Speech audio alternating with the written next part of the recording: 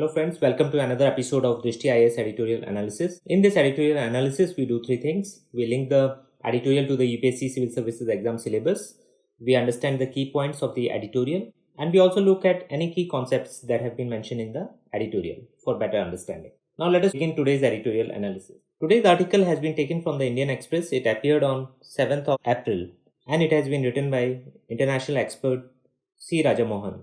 It says that sovereignty is back. Solidarity is under stress, but will need to be reinvented. So now let us look at the linkage between this article and the UPSC syllabus. This article has link with both GS2 and GS3. GS2, it has link with international relations, where we read about bilateral, regional and global groupings and agreements involving India and or affecting India's interests, because this deals with the topic of globalization.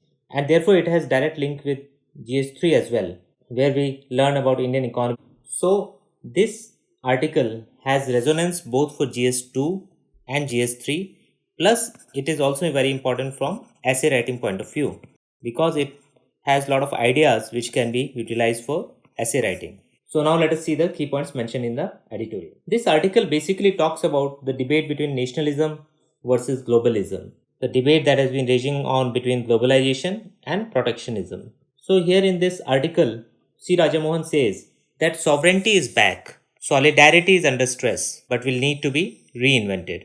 It means that the countries are now focusing on the national interest. Sovereignty basically means that every country is supreme in taking decisions, or it is not subservient to any other country. That means the countries are keeping their national interest above everything else. So this is about sovereignty. What is solidarity? Solidarity here refers to the global cooperation. Globalization is based on global cooperation. So solidarity is under stress. Globalization is under some kind of stress and threat. It is said that is everyone for himself when the chips are down.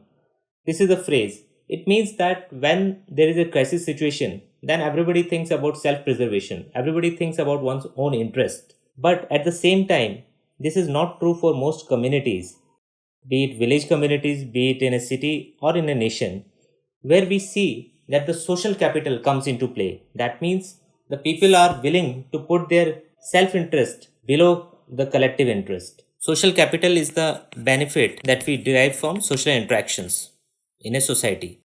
So it says that the social capital is strong enough to put the collective above the self. But at the same time, when it comes to society of states, that means the international community or the international sphere, it seems that each nation is thinking only for itself, especially in a pandemic situation. All world leaders have put the nation first, while acknowledging that dealing with the virus needs collective action.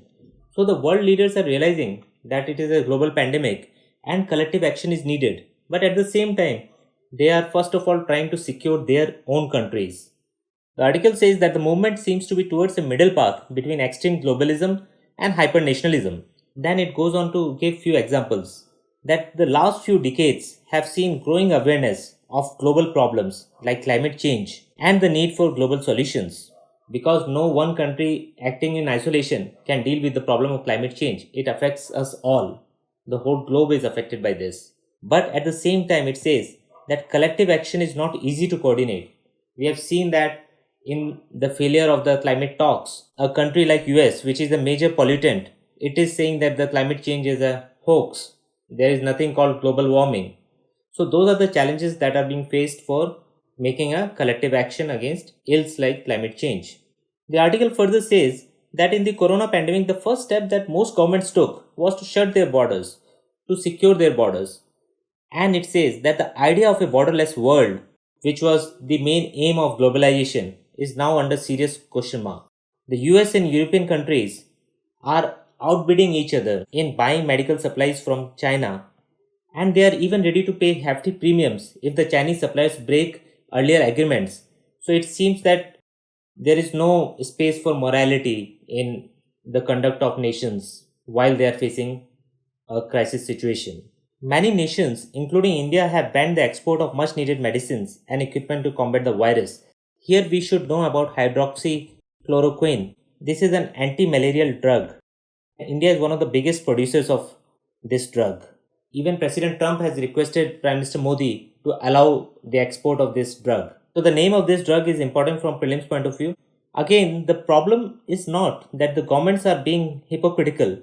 That is, they are saying something else and behaving in a different manner.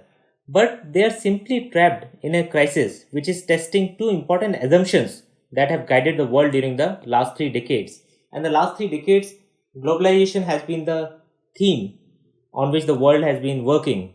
But now it seems its major assumptions are coming under challenge. The first assumption was that globalization through its long and trans-border supply chains generates prosperity through economic efficiency.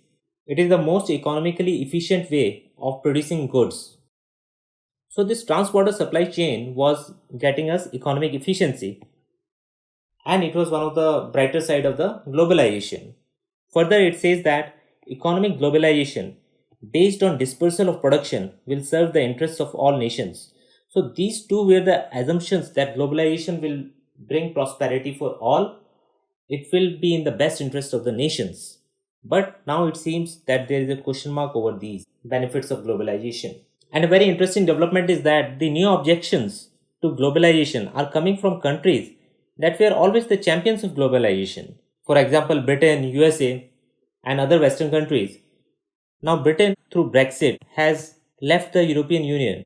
Similarly, with President Trump getting the presidency in 2016, he has been pushing US away from its long-held political commitments to open borders, free trade, and multilateralism because President Trump is following a policy of America first. And this policy is all about protectionism. We'll see protectionism and globalization later on in the key concepts to learn.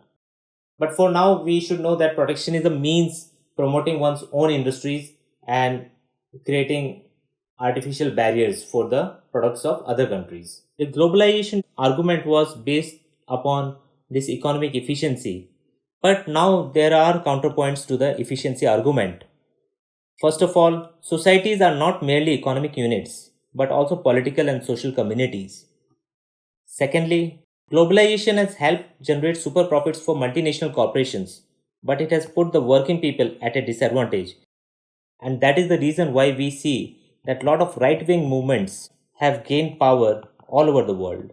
Because there is an undercurrent of protest against the benefits of globalization, that it has been an uneven distribution of benefits. And this has undermined the political support in the West for globalization.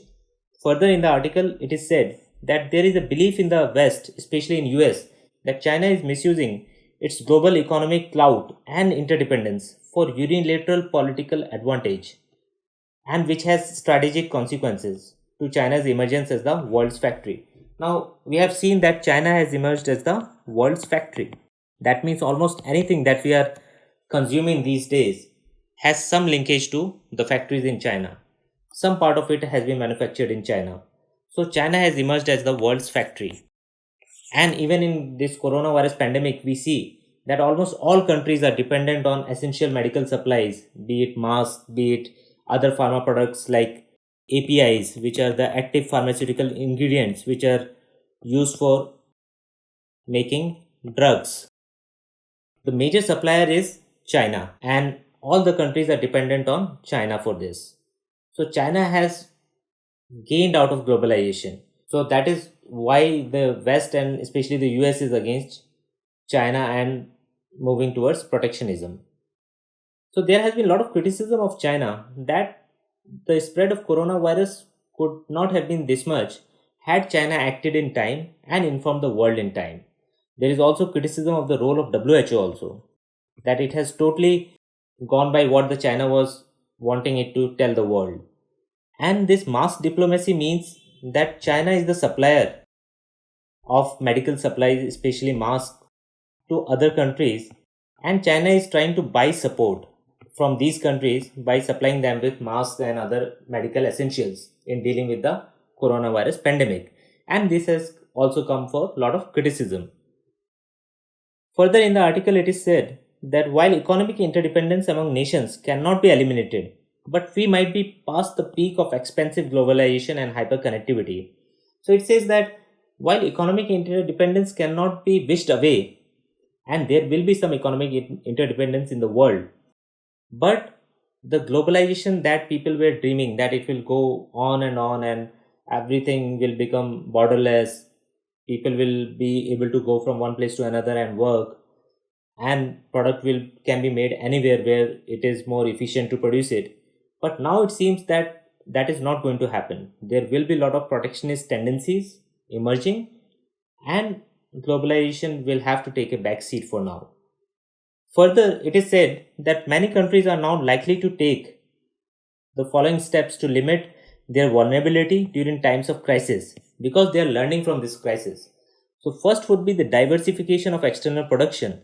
This we can also understand in terms of the energy security that we talk about from India's point of view. So in the energy security angle, India did not want to be dependent only on one geography or one country for meeting its oil needs. Because if there is some problem in that country, then its energy security gets compromised. So we diversify our sources. Similarly, here it is said that the countries will now think of diversifying their external production. Then the countries would also want to go for short supply chains, not very long supply chains, where they are able to have better control over sourcing. Again, they will also stockpile essential materials so that in times of crisis, they are not totally dependent on other countries to meet their needs. Finally, in this article, it is said that this situation will lead to emergence of new international coalitions, because even as the world leaders are likely to put their respective nations first, that means there will be a lot of push to protectionism, but they will also be exploring new forms of solidarity, because they realize that global problems need global solutions. So for global problems, the countries will need to come together, because only a collective action will guarantee the solution of such kind of global problems. Finally, the article concludes on a positive note, and it states that like the instinct of self-preservation, solidarity too is part of human nature. So this is a good line, and you can use it in essays and also while writing your answers in GS. So this was all about the article. Now let us look at some of the key concepts. So we'll look at two concepts. One is globalization, the other is protectionism. What is globalization? The meaning of globalization is usually interpreted to indicate the integration of the economy of the nation with the world economy. It refers to economic, social, and political integration of nations. So globalization simply means that the world is getting more and more integrated, be it economically, be it socially, be it politically. So that is basically what globalization is. It entails the spread of products, technology, information, and jobs across national borders and cultures. And if we look at economic terms, it describes an interdependence of nations around the globe, fostered through free trade. So globalization and free trade. Free trade makes globalization possible. You can read about globalization in more detail, but for now, this is enough that globalization is promoted through free trade. Needs also to be fair. And here organizations like WTO come into the picture. Now let us look at protectionism. Protectionism refers to government policies that restrict international trade to help domestic industries. Protectionist policies are usually implemented with the goal to improve economic activity within a domestic economy, but can also be implemented for safety or quality concerns. And protectionism, the best example right now is America First policy of United States. Through this policy, America is trying to protect its domestic industries and putting costs on the imports so that the imports become costlier and the domestic industry gets competitive advantage. So this is all in today's editorial analysis. We'll see you next time with another editorial. Thank you.